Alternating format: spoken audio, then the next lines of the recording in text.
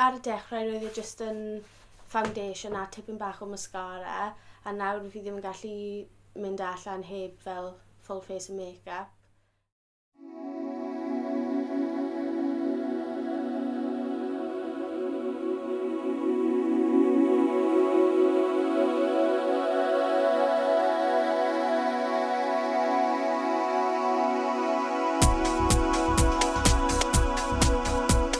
Dechrau rhoi mwy o colir ar fy eyebrows a fel maen nhw wedi newid shape loads o stuff. Fi'n gwisgo lipstick pob dydd.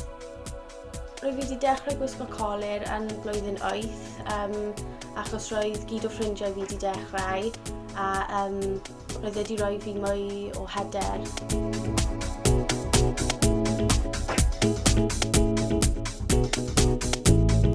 Fi'n teimlo bod rhaid I fi rhoi colir arno I mynd mas oherwydd dyna beth mae pawb yn neud nawr a y ffasiwn ar hyn o bryd yw I roi fel lot o colir ar yr eyebrows a hefyd croen tywyll a llygaid mawr. Fi wedi cael diddordeb mewn colir since bod fi'n ifanc. Ar ôl gadael ysgol, rwy fi wedi mynd I coleg I wneud cwrs theatrical hair and make-up.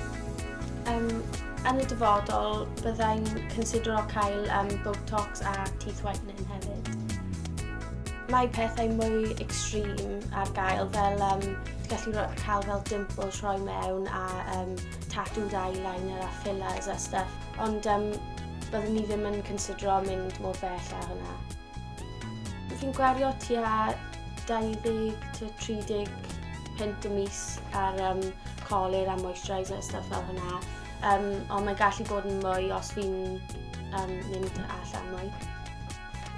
Fi'n dechrau gyda primer, wedyn foundation, concealer, eyebrows, eyeshadow, fake eyelashes, mascara,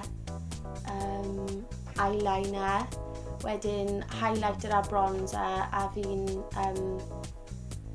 gorffen gyda lip liner a lipstick.